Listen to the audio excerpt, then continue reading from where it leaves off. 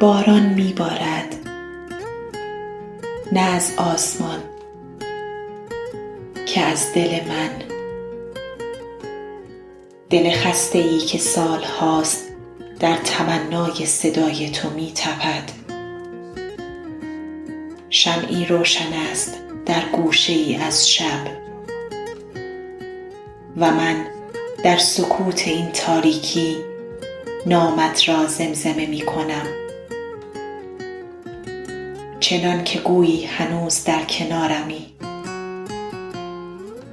پنجره را مه گرفته و خاطرات چون سایه هایی محو بر شیشه دل می لغزند.